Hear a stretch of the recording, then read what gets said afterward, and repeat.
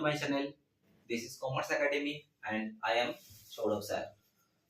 आज मैं आप लोगों को एक चैप्टर के बारे में इंट्रोडक्शन देने वाला हूँ जिसका नाम है कैश बुक। जैसे कि हम लोग जानते हैं कि हम लोगों का दो बुक्स होता है। जब भी हम लोग कोई भी ट्रांजैक्शन को रिकॉर्ड करते हैं तो हम लोग दो बुक्स में उसको करते हैं। एक हो जाता है अपना प्राइमरी बुक्स जिसमें हम लोग ट्रांजैक्शन को रिकॉर्ड करते हैं और एक होता है सेकेंडरी बुक जिसमें हम लोग उसको पोस्टिंग करते हैं यानी कि क्लासिफाइंग करते हैं।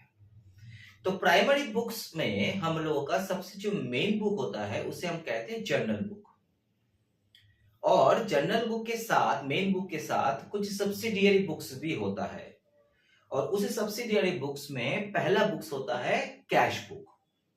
ठीक है, तो यहाँ पे हम लोग क्या करते हैं, जो भी सब्सिडियरी बुक्स है या जो भी मेन बुक्स है उसमें हम लोग कोई भी ट्रांजैक्शन को इनिशियली रिकॉर्ड करते हैं और उसके बाद उसे हम लोग लेजर में पोस्टिंग करते हैं जो कि हमारे सेकेंडरी बुक्स में आते हैं। तो जैसे जब हम लोग जर्नल एंट्रीज को पास करते हैं उस केस में हम लोग उसका लेजर को भी मेंटेन करते हैं। तो देखा जाता है कि जो कैश लेजर होता है या बैंक लेजर होता है वो सबसे बड़ा साइज का होता है। कोई भी लेजर से यूजुअली थोड़ा सा बड़ा साइज का होता है कैश लेजर या तो बैंक लेजर। ऐसा क्यों? क्योंकि सबसे ज्यादा ट्रांजैक्शन कैश और बैंक में ही इन्वॉल्व रहता है। ठीक है, तो आज सोचो पहले के टाइम में तो मैनुअल अकाउंट्स बनता था, अभी तो हम लोग के पास कंप्यूटराइज्ड अकाउंट कोई सॉफ्टवेयर से हम लोग अकाउंट्स को बनाते हैं, लेकिन पहले तो ये मैनुअल बनता था। तो उस केस में मैनुअली जर्नल्स को रिकॉर्ड किया जाता था और उससे लेजर में पोस्टिंग किया जाता था। अब सोचो जब हम लोग कोई सम्स को बनाते हैं उसमें हम लोग के पास 10 या 12 या 15 मैक्स टू मैक्स ट्रांजैक्शन होता है। उसके बाद जब उसको हम लेजर में पोस्टिंग करते हैं तो हम लोग क्या करते हैं, एडवाइस देते हैं कि भाई कैश का जो लेजर है वो थोड़ा सा अब बड़ा साइज का बनाना। तो अगर हम लोग 15 या 20 का ट्रांजैक्शन में जर्नल का ट्रांजैक्शन में अगर कैश बुक को बड़ा साइज बनाने का सजेशन देते हैं तो एक्चुअल जो बिजनेस वर्ल्ड है जहां पे एक्चुअली मतलब मेन तरीके से एक्चुअल तरीके से जहां पे अकाउंट्स को मेंटेन किया जाता है वहां पे कैश लेजर कितना बड़ा होगा।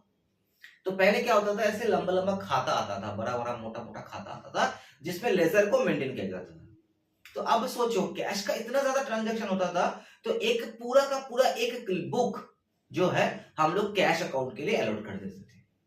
ठीक है, तो जैसे ही एक बुक पूरा का पूरा कैश अकाउंट के लिए अलॉट कर जाता था तब उसको हम लेजर नहीं बोलते, उसको कैश बुक बोलते थे।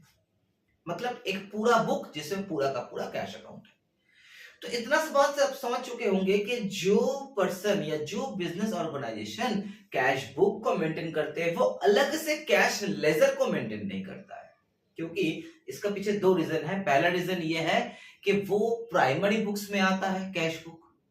ठीक है, वो प्राइमरी बुक्स के अंडर में आता है और उसको हम लोग लेजर में पोस्टिंग जब करेंगे तो ये सेम टू सेम हो जाएगा, क्योंकि प्राइमरी बुक्स में भी जो एंट्री कर रहे हैं सेकेंडरी बुक्स में भी हमको वही एंट्री करना है। इसलिए अलग से जो कैश बुक बनाते हैं वो कैश लेजर को नहीं ड्रॉ करता है। अब आते हैं हम लोग कैश बुक के अकाउंटिंग कॉन्सेप्ट्स में। कैश बुक जो होता है वो जनरली दो कैटेगरीज का बनता है। एक होता है सिंगल कॉलम कैश बुक या जिसको हम लोग कहते हैं सिंपल कैश बुक, और एक हो जाता है triple column cash book. Okay, तो एक होता है सिंगल कॉलम कैश बुक, एक होता है ट्रिपल कॉलम कैश बुक। तो ये दो कैश बुक जो है हम लोग आज सीखने वाले हैं। सबसे पहले आते हैं एक सिंगल कैश बुक में या सिंपल कैश बुक में। जैसे आम लेजर बनता है वैसे ही ये सिंगल कॉलम कैश बुक को हम लोग ड्रॉ करते हैं, क्योंकि ये लेजर का ही रिप्रेजेंटेशन है। मतलब प्राइमरी बुक्स को इस तरह से मेंटेन किया जाता है ताकि वो लेजर जैसा ही दिखे। तो मैंने अभी थोड़ी देर पहले कहा कि जो बिजनेस कैश बुक मेंटेन करते हैं वो अलग से कैश लेजर नहीं मेंटेन करते, क्योंकि दोनों सेम ही तो है। ठीक है, तो इसका जो फॉर्मेट होता है यूजुअली जैसे नॉर्मल लेजर होता है उसी का ही फॉर्मेट को कॉपी किया जाता है सिंगल कॉलम कैश बुक के लिए।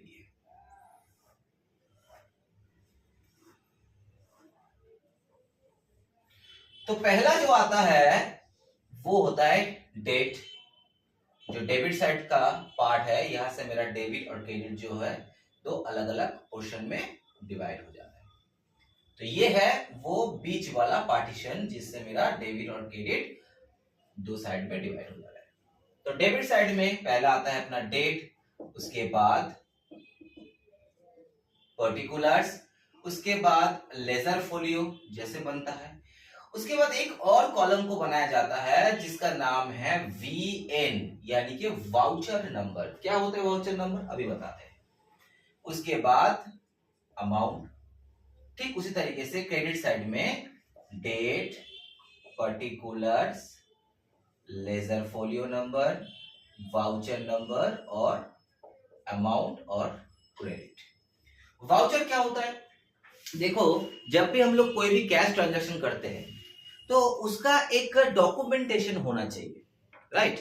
जैसे कभी हम लोग आज के जमाने में क्या करते हैं, गूगल पे करते हैं, फोन पे करते हैं, यूपीआई से पेमेंट करते हैं। तो हम लोग क्या होता है ना, उस गूगल पे या यूपीआई जो भी यूपीआई आईडी से हम लोग उसको पेमेंट करते हैं, उसके हिस्ट्री में हम लोगों को रिकॉर्ड्स मिल जाता है कि भाई कब और कौन से टाइम में मैंने किसको ये पेमेंट इनिशिएट किया है।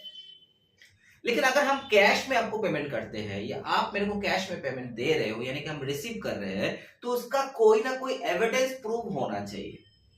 कल को उठ के अगर हम आपसे ये कह दे कि भाई ना तुमने तो पेमेंट किए नहीं, या तुम भी कह सकते हो कि नहीं सर आपने तो मुझे पेमेंट किए नहीं, तो उसका एक प्रूफ होना चाहिए। तो पहले के टाइम में जब हम लोग कैश डील ज्यादा करते थे, उस समय हम लोग एक वाउचर्स को ड्रॉ करते थे, एक रिसीव्ड वाउचर, एक पेमेंट वाउचर। जब भी हम किसी से पैसा को रिसीव करते थे, उस केस में हम लोग रिसीव वाउचर इशू करते थे कि भाई आज के डेट में इस पर्सन से हमें इतना कैश मिला है, उसमें मेरा सिग्नेचर होगा, मतलब जो रिसीवर है पैसा रिसीव कर रहा है उसका सिग्नेचर होगा, और एज वेल एज जो पेमेंट कर रहा है यानी कि जो गिवर है, पेयर है, उसका भी सिग्नेचर होगा। एक कॉपी मेरे पास रहेगा, एक कॉपी आपके पास रहेगा कि क्रॉस वेरीफाई हो जाए। ठीक उसी तरीके से जब हम लोग किसी को पेमेंट करते हैं तो उस केस में हम लोग उसको पेमेंट वाउचर इशू करते थे, ठीक है ना। उसमें भी वाउचर नंबर, नेम, किसको पेमेंट किया जा रहा है, कितना पैसा पेमेंट किया जा रहा है, कौन से डेट में किया जा रहा है, किस पर्पस के लिए किया जा रहा है, इस सारे का सारा डिटेल्स लिखा हुआ रहता था, जिसमें मेरा सिग्नेचर होगा और जो रिसीवर है जो पैसा को रिसीव करे उसका भी सिग्नेचर होगा। तो उस वाउचर का एक नंबर होता है जिस नंबर से हम यहाँ पे उस नंबर को नोट करते हैं कि भाई हम लोग जो ट्रांजेक्शन को रिकॉर्ड करेंगे वो कौन से वाउचर के अगेंस्ट में हो रहा है। चलो अब आते हैं कैश बुक। तो कैश बुक जो सिंगल कॉलम है यानी कि जो सिंपल फॉर्मेट है वो है इस तरह का लेजर फॉर्मेट, जैसे एकदम आम लेजर है, ठीक है बेटा। अच्छा आपको बस ये याद रखना है कि कैश बुक के जो डेबिट साइड है उस डेबिट साइड में आप जितना भी कैश रिसीव्ड हो रहा है आपके पास वो सारा का सारा रिसीप्ट को आप डेबिट साइड में लिखोगे, और जितना आप पेमेंट करोगे वो आप क्रेडिट साइड में लिखोगे। क्यों? क्योंकि हम जानते हैं कि कैश हमारे लिए एक रियल अकाउंट है, और रियल अकाउंट डेबिट कब होता है, जब रियल अकाउंट प्लस होता जाता है, और प्लस कब होगा, जब आपको कैश मिलता जाएगा। आपने किसी को सेल किए, आपको कैश मिला तो आप उसको डेबिट करोगे। आपने किसी को सेल किए क्रेडिट में, लेकिन वो आपको 2 दिन के बाद आके पैसा देता है तो आपके लिए रिसीट हो रहा है तो आप उसको डेबिट करोगे। और जितना भी आप पेमेंट करोगे जिससे आपका पैसा आउट हो रहा है, आप सैलरी पे कर रहे हो, आप वेजेस पे कर रहे हो, क्रेडिटर्स को पे कर रहे हो, आप रेंट पे कर रहे हो, कोई भी पेमेंट आप इनिशिएट करते हो तो वो आपके क्रेडिट साइड में आता रहेगा, ठीक है। तो रिसिप्ट्स यानी कि डेबिट साइड में आएगा, पेमेंट्स यानी कि आपके क्रेडिट साइड में आएगा। ध्यान रखने वाला चीज क्या है बच्चा, ध्यान रखने वाला चीज ये है कि कैश बुक में जब आप single column cash book follow कर रहे हो तो आप केवल कैश ट्रांजैक्शन को ही रिकॉर्ड करोगे। There is no place for any banking transaction, यानी कि कोई भी बैंक से रिलेटेड ट्रांजैक्शन होता है यानी कि चेक डिपॉजिट, चेक पेमेंट, वो आप उसको कंसीडर नहीं करोगे। नंबर 2, कोई भी क्रेडिट ट्रांजैक्शन, आप किसी को उधारी में माल बेच रहे हो या किसी से उधारी में माल खरीद रहे हो तो आपका क्रेडिटर्स या डेटर्स जनरेट हो रहा है वो उसको आप इसमें रिकॉर्ड नहीं करोगे क्योंकि उसमें कोई भी कैश इन्वॉल्वमेंट नहीं है। और थर्ड, कोई भी नॉन कैश ट्रांजैक्शन जैसे कोई लॉस हो गया, कोई डिस्काउंट हो गया, ये सब को भी आप मेंटेन नहीं करोगे क्योंकि कैश बुक है, आपको सिर्फ और सिर्फ कैश रिसीट और कैश पेमेंट का ही एंट्री करना है। इसका शुरुआती जो बैलेंस है वो डेबिट साइड से होता है हमेशा, क्योंकि कैश या तो आपके पास होगा, अगर वो होगा तो वो डेबिट ही होगा, या तो आपके पास नहीं होगा। कैश कभी भी नेगेटिव नहीं हो सकता है, कैश का बैलेंस कभी भी क्रेडिट नहीं हो सकता है। तो कैश बुक में सिंगल कॉलम में आपका कैश बुक का बैलेंस डेबिट साइड से स्टार्ट होगा। उसके बाद आपका जितना भी रिसिप्ट्स है लाइक टू सेल्स यानी कि आपने कैश सेल किया उसको आप डेबिट करोगे, टू डेटर्स यानी कि आपने किसी डेटर से कलेक्शन किया उसको भी आप डेबिट करोगे, और आपका का जितना पेमेंट्स है इसको छोड़ के और भी रिसीट हो सकता है, जैसे हमने किसी से इंटरेस्ट रिसीव किए वो भी आपका डेबिट होगा, हमने किसी से कोई डिविडेंड रिसीव किए हैं वो भी डेबिट होगा। मतलब एनी काइंड ऑफ रिसीप्ट। आपको ये देखने का जरूरत नहीं है कि वो करंट ईयर से रिलेटेड है कि प्रीवियस ईयर से रिलेटेड है कि नेक्स्ट ईयर से रिलेटेड है कि वो रेवेन्यू रिलेटेड है कि वो कैपिटल नेचर का है, आपको देखने का जरूरत नहीं है। आपको पैसा रिसीव हो रहा है आप उसको डेबिट करो, सीधा सा लॉजिक। और जिस हेड से जिस सोर्स से आपको पैसा रिसीव हो रहा है आपको इस सोर्स से यहाँ पे लिखना है। जहां पे आप पेमेंट करोगे वो आपके क्रेडिट साइड में आ जाएगा। कहां पेमेंट कर सकते हो, मान लो कि आपने कुछ रेंट पेमेंट कर दिए, आपने कुछ सैलरीज पेमेंट कर दिए, आपने परचेज किए, कैश परचेज किए वगैरह वगैरह, जो भी आपका पेमेंट्स हो रहा है। या आप मान लो कि बैंक में भी पेमेंट कर रहे हो, मतलब कैश आप बैंक पर डिपॉजिट कर रहे हो, तो उस केस में आपका कैश क्या हो जा रहा है, आपके घर से आउट हो जा रहा है, तो आप क्या करोगे, उसको बाय बैंक बोल के लाओगे। सिमिलरली अगर बैंक से आप कैश को विड्रॉ भी करते हो, ठीक है, ऐसा नहीं कि हम हमेशा कैश जो बैंक में जमा करते रहे, भाई खर्चा करना है तो हमें बैंक से कभी कभी कैश बिजनेस के लिए भी उठाना पड़ता है, तो वो हम लोग के लिए रिसीट हो जाता है।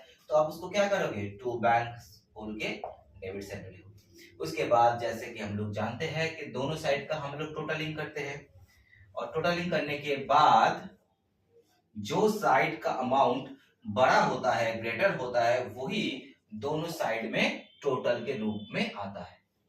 ठीक है, तो हमेशा इतना याद रखना कि जब हम लोग सिंगल कॉलम कैश बुक को फॉलो कर रहे हैं उस केस में हमारा डेबिट साइड का टोटल हमेशा क्रेडिट साइड से ज्यादा होगा या तो इक्वल होगा। कभी भी हम लोग का क्रेडिट साइड का पेमेंट ज्यादा नहीं हो सकता, क्योंकि कैश जितना आपके पास है आप उतना तक ही पे कर सकते हो, अब नेगेटिव में कभी भी पेमेंट नहीं कर सकते हो। तो कुछ भी डिफरेंस आएगा जिसे हम लोग क्या करेंगे बेटा, उसको हम लोग बाय बैलेंस CD बोल के इसको एंड में इसको क्लोज करेंगे। तो यहाँ पे देखो मैंने एक फिर से कैश बुक का फॉर्मेट बनाया जो कि ट्रिवियल कॉलम कैश बुक है। ऑलरेडी मैंने फॉर्मेट बना लिया है यहाँ पे, तो आपको बस देखना है कि ये जो सिंगल कॉलम है और जो ट्रिवियल कॉलम है इसमें फर्क क्या है। इसमें देखो आपका 3 कॉलम हो जा रहा है, बाकी का फॉर्मेट सेम है, डेट, पर्टिकुलर्स, रिजर्वफोलियो, VN यहाँ तक सेम, उसके बाद 3 अमाउंट का कॉलम हो जा रहा है। जैसे क्रेडिट साइड में आ रहा है डिस्काउंट रिसीव्ड, कैश और साथ में आ जा रहा है बैंक, ठीक उसी तरीके से डेबिट साइड में डिस्काउंट अलाउड, कैश और साथ में आ रहा है बैंक। तो ये ट्रिपल कॉलम कैश बुक जो है, आप अगर डिस्काउंट अलाउड और डिस्काउंट रिसीव्ड को एक बार के लिए छोड़ देते हैं तो ये बन जाता है डबल कॉलम कैश बुक। तो पहले के टाइम में सिंगल कॉलम, डबल कॉलम और ट्रिपल कॉलम होता था, लेकिन अब जो है वो डायरेक्टली सिंगल के बाद ट्रिपल कॉलम आ जाता है। डबल कॉलम का कॉन्सेप्ट हट चुका है। क्यों? क्योंकि डबल कॉलम और ट्रिपल कॉलम में कोई अंतर नहीं है, सिर्फ अंतर जो है वो सिर्फ डिस्काउंट का अंतर है, बाकी सिर्फ कॉन्सेप्ट सेम है। तो इसमें क्या करना है, देखो इसमें जब हम लोग कैश और बैंक दोनों को एक साथ साइमल्टेनियसली मेंटेन कर रहे हैं, मैंने क्या कहा था, सिंगल कॉलम कैश बुक में हम केवल कैश का ही ट्रांजैक्शन को मेंटेन करते हैं, वहां पे बैंक का कोई भी ट्रांजैक्शन या नॉन कैश कोई भी ट्रांजैक्शन या क्रेडिट कोई भी ट्रांजैक्शन का कोई भी स्थान नहीं है। लेकिन जब हम लोग डबल कॉलम कैश बुक को फॉलो करते हैं उस केस में हम लोग देखते हैं कि कैश के साथ साथ हम लोग बैंक को भी एक ही साथ में मेंटेन करते हैं। मतलब हमारे पास एक ऐसा लेजर है या एक ऐसा बुक है जहां पे कैश और बैंक दोनों को हम लोग मेंटेन कर रहे हैं। तो जो कॉन्सेप्ट मैंने बताया था सिंगल कॉलम कैश बुक में, डबल कॉलम कैश बुक में भी सेम कंटिन्यू होगा, बस एक हल्का सा डिफरेंट आएगा। वो क्या है बता रहे हैं। जैसे सिंगल कॉलम कैश बुक में मैंने कहा था कि आपको सिर्फ और सिर्फ कैश का ट्रांजैक्शन को रिकॉर्ड करना है, बैंक ट्रांजैक्शन को रिकॉर्ड नहीं करना है। लेकिन डबल कॉलम या ट्रिपल कॉलम जो भी बोल लो इसको, उसमें आपको कैश भी मेंटेन करना है, साथ में बैंक का ट्रांजैक्शन को भी मेंटेन करना है। ठीक है, दूसरा पॉइंट मैंने क्या कहा था कि सिंगल कॉलम कैश बुक में आपको कोई भी नॉन कैश ट्रांजैक्शन को मेंटेन नहीं करना है। ठीक है, मतलब जहां पे ना तो कैश इन्वॉल्वमेंट है ना तो बैंक इन्वॉल्वमेंट है, सेम चीज कंटिन्यू होगा डबल कॉलम या तो ट्रिपल कॉलम कैश बुक में, क्योंकि वो नॉन कैश ट्रांजेक्शन है, उसमें तो ना तो कैश का मेंटेन हो रहा है ना ही बैंक का मेंटेन हो रहा है, तो उसको आपको इग्नोर करना है। तीसरा पॉइंट मैंने क्या कहा था, कोई भी credit transaction, same credit transaction में भी कोई भी कैश या बैंक का इन्वॉल्वमेंट नहीं होता है, तो आपको उसी को मेंटेन करना है सेकंड या ट्रिपल कॉलम कैश बुक में, कोई भी क्रेडिट ट्रांजैक्शन को आपको रिकॉर्ड नहीं करना है। तो मतलब सिर्फ एक चीज यहाँ पे एडिशन हुआ है, वो है साथ में आपको बैंकिंग ट्रांजैक्शन को भी मेंटेन करना है। मतलब रिसिप्ट साइड जो है आपका वो हमेशा डेबिट होगा, अगर आप कैश पे रिसीव करते हो तो आप उसको कैश कॉलम में लिखोगे, बैंक पे रिसीव करते हो तो मतलब चेक रिसीव करते हो तो आप उसको बैंक कॉलम में लिखोगे। सिमिलरली जब आप पेमेंट कर रहे हैं तो अगर आप कैश में पेमेंट करते हो तो आप उसको क्रेडिट करोगे कैश में, अगर आप चेक से पेमेंट करते हो तो उसको बैंक में क्रेडिट करोगे। What is the function of discount allowed and discount received? कभी कभी हम लोग जब भी पेमेंट रिसीव करते हैं, हो सकता है हम लोग पूरा का पूरा पैसा रिसीव नहीं कर रहे हैं, मतलब हमारे अकाउंट में मान लो कि कोई डेटर है जिससे हमें 10,000 रुपीज पाना है, उसने कहा कि भाई ये 9,800 रुपीज आप रख लो और इसको फुल एंड फाइनल सेटलमेंट कर दो, मतलब वो डेटर्स अब उस बिल के लिस्ट में एक पैसा और पेमेंट नहीं करने वाला है। तो आपको क्या करना है, आपको उस डेटर का नाम देना है, मतलब मान लो कि हम मिस्टर एक्स से 9,800 रिसीव कर रहे हैं against their full settlement of 10,000 rupees. तो हम क्या करेंगे बेटा, यहाँ पे टू मिस्टर एक्स करेंगे और उसका पैसा अगर कैश में आता है तो उसको कैश कॉलम में लिखेंगे 9,800। अगर उसका पैसा जैसे हम यहाँ पे टू मिस्टर एक्स कर दिए, अगर उसका पैसा कैश में आता है तो उसको कैश में लिखेंगे, कैश वाला कॉलम में लिखेंगे। अगर वो चेक देता है तो उसको हम क्या करेंगे, उसको हम लोग बैंक वाला कॉलम में लिखेंगे। लेकिन जो 200 रुपये उसने नहीं दिया, ठीक है, वो 200 रुपया वो क्या है हमारे लिए, एक लॉस है, और वो हमसे क्या ले रहा है, डिस्काउंट ले रहा है, और वो लेने से हो जाएगा। अगर हम उसको नहीं देंगे डिस्काउंट तो यानी कि फंक्शन हमारा है, उसका नहीं है। उसने कहा कि भाई 9,800 आप ले लीजिए, अगर हम एग्री कर जाते हैं तो इसका मतलब है हम 200 रुपया उसको डिस्काउंट दे रहे हैं, तो हमारे लिए वो लॉस है, और वो 200 रुपया हम डिस्काउंट अलाउड वाला कॉलम में लाएंगे, तो उसका अकाउंट देखो पूरा यहाँ पे क्लियर हो जा रहा है। ठीक उस तरीके से जब हम किसी को पेमेंट करते हैं, मान लो किसी को हमें पेमेंट करना है 13,500 और मैंने उसको क्या किया 13,200 रुपीज पेमेंट कर दिया, 300 रुपीज का मैंने उससे डिस्काउंट ले लिया और उसने भी अलाउ कर दिया, तो हम क्या करेंगे यहाँ पे इसको बाय मिस्टर वाई कर देंगे और उसको मान लो कि हम कैश दे रहे हैं 13,300 का, सॉरी 13,200 का, उसको हम कैश दे रहे हैं और 300 रुपया हमने डिस्काउंट ले लिया। ठीक है, तो इस तरीके से वो चलता रहेगा। टेबल कॉलम कैश बुक में गौर करने वाला बात क्या है, गौर करने का वाला बात यही है कि बाकी सब तो सेम ही है, सिंगल कॉलम जैसा ही है, कैश का कैश में रखोगे, बैंक का बैंक में रखोगे, बस इसमें आपको 2-3 चीज को याद रख के चलना है। पहला याद रखना है, जैसे आपको बैलेंसिंग करना है हर कोई लेजर का, जैसे हम लोग बैलेंस बनाते हैं, सिंगल कॉलम कैश बुक में मैंने क्या किया था, डेबिट और क्रेडिट साइड का बैलेंस करवाए थे, यहाँ पर भी हम बैलेंस करवाएंगे। ठीक है, जो साइड का अमाउंट का टोटल ज्यादा होगा वही दोनों साइड में टोटल में आएगा, डिफरेंस जो है वो बैलेंस शीट बोल के आ सकता है। ठीक है, पहला बात ये, लेकिन उसमें आप डिस्काउंट अलाउड और डिस्काउंट रिसीट का कभी भी बैलेंस नहीं करोगे, क्योंकि वो दो अलग अलग पहलू है। डिस्काउंट अलाउड आपके लिए लॉस है, डिस्काउंट रिसीट आपके लिए प्रॉफिट है, वो अलग अलग दो डायरेक्शन का दो अलग अलग लेजर है। तो इसको आप क्या करोगे, सिर्फ टोटल करके छोड़ दोगे। जैसे मान लो कि यहाँ पे 200 आ रहा है, यहाँ पे 300 आ रहा है, तो यहाँ पे आप 300 लिखोगे, यहाँ पे आप 200 लिखोगे, इसका आप बैलेंस करने का कोशिश भी नहीं करोगे, क्योंकि ये दो अलग अलग लेजर है। पहला बात आपको याद रखना है। दूसरा बात आपको याद रखना है कॉन्ट्रा एंट्री के बारे में। What is Contra entry? Contra entry का मतलब होता है जब हम लोग डबल कॉलम कैश बुक को फॉलो कर रहे हैं, ट्रिपल कॉलम कैश बुक को फॉलो कर रहे हैं, तो हम कैश और बैंक को एक साथ ही मेंटेन कर रहे हैं, यानी कि कैश पे रिसीप्ट होगा या बैंक पे रिसीव होगा उसको डेबिट करेंगे, और कैश पे पेमेंट होगा बैंक पे पेमेंट होगा उसको हम क्रेडिट करेंगे। लेकिन एक ऐसा एंट्री है, ऐसा दो ही एंट्री है जहां पे कैश और बैंक ही दोनों ही के दोनों ही जो है एक साथ इन्वॉल्व हो रहा है, एक में डेबिट हो रहा है, एक में क्रेडिट हो रहा है। और वो दो एंट्री क्या है, जब हम लोग बैंक से कैश को विड्रॉ करते हैं। ठीक है, तो जब हम लोग बैंक से कैश को विड्रॉ करते हैं उस केस में मेरा क्या होता है, कैश अकाउंट प्लस होता है, बैंक अकाउंट माइनस हो जाता है, यानी कि कैश अकाउंट डेबिट हो रहा है और बैंक अकाउंट क्रेडिट हो रहा है। मतलब एक ही एंट्री जहां पे कैश भी इन्वॉल्व हो रहा है वहां पे बैंक भी इन्वॉल्व हो रहा है। और दूसरा एंट्री जब हम लोग कैश को बैंक में जमा कर रहे हैं, तो उस केस में मेरा कैश जो है वो माइनस हो रहा है और बैंक जो है वो प्लस हो रहा है। तो उस केस में जनरलिटीज क्या हो जाएगा, बैंक अकाउंट मेरे लिए डेबिट हो जाएगा और कैश अकाउंट मेरे लिए क्रेडिट हो जाएगा। तो ये दो एंट्री है जहां पे कैश और बैंक एक ही एंट्री में डेबिट और क्रेडिट हो रहा है।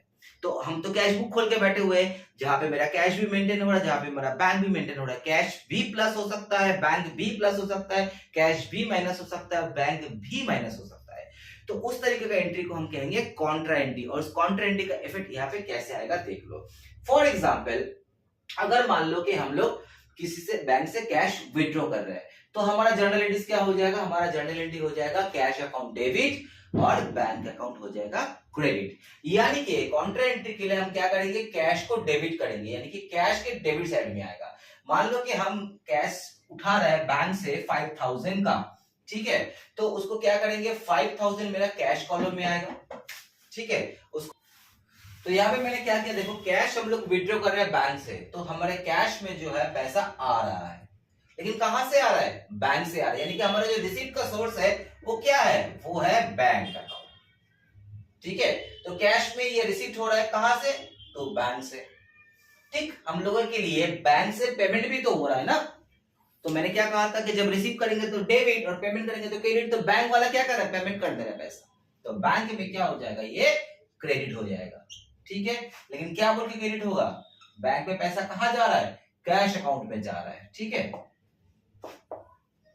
और इसके जगह आप क्या लिखोगे, जो लेजर फोलियो वाला जो कॉलम है वहां पे आप इसको लिख दोगे सी फॉर कॉन्ट्रा। मतलब ये टीचर को समझ में आ जाएगा कि ये कॉन्ट्रा एंट्री है, सेम डेट में कैश में प्लस हो रहा है और बैंक से माइनस हो रहा है, ठीक। अगर ऑपोजिट वाइस वर्सा से हम जाते हैं, तो अगर हम लोग मान लो कि बैंक में पैसे को डिपॉजिट कर रहे हैं, 2000 हम बैंक में पैसा डिपॉजिट कर रहे हैं, तो हमारे लिए एंट्री क्या हो जाएगा, बैंक मेरा प्लस हो जाएगा और कैश मेरा माइनस हो जाएगा। यानी कि बैंक में रिसीट हो रहा है और कैश में से पेमेंट हो रहा है। तो यहाँ पे बैंक में पैसा क्या हो जाएगा बेटा, वो कैश रिसीट हो जाएगा।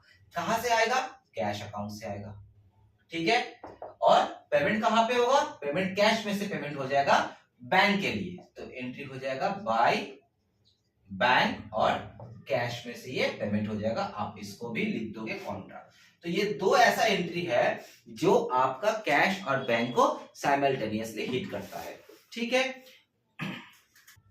थर्ड कॉन्सेप्ट आपको याद रखना है, पहला तो मैंने आपको कॉन्टेंट समझा दिए, दूसरा मैंने आपको समझा दिए कि क्या क्या आपका डिस्काउंट अलाउड और डिस्काउंट रिसीव में कैसे आपका होगा, वो भी आपको समझा दिए। तीसरा एक अहम चीज जो आपको याद रखना है, यही लास्ट चीज आपको याद रखने के लिए, वो है कि जब हम लोगों को कोई भी पेमेंट रिसीव होता है, मान लो कि मिस्टर एक्स ने हमें एक चेक दिया है, तो यूजुअली हम क्या करते हैं, चेक को सेम डे डिपॉजिट करते थे। अगर उस चेक के बारे में हमारे पास आगे कोई इंफॉर्मेशन नहीं दिया हुआ है, तो हम ये एज्यूम कर लेंगे कि उस चेक को हम सेम डे को ही बैंक में डिपॉजिट कर रहे हैं। अगर उसको सेम डे को डिपॉजिट करेंगे तो हम क्या करेंगे, टू मिस्टर एक्स बोल के 5000 उसको हम लोग क्या करेंगे, बैंक कॉलम में लिख देंगे, क्योंकि हमारे पास और आगे इंफॉर्मेशन नहीं है, तो हम ये एज्यूम कर लेंगे उस चेक को हम सेम डे जमा कर रहे हैं, ठीक है। उसने चेक दिया और मेरा बैंक में प्लस हो गया। लेकिन अगर हम लोग उस चेक को सेम डे डिपॉजिट नहीं करते हैं, मान लो कि हमें चेक मिला है फ्राइडे को, ठीक है, और उसके बाद सैटरडे संडे जो है वो बैंक हॉलिडे है, मंडे जो है वो 26 जनवरी है, वो भी हम लोग का नेशनल हॉलिडे, मतलब ये चेक जमा होगा ट्यूसडे को जाके।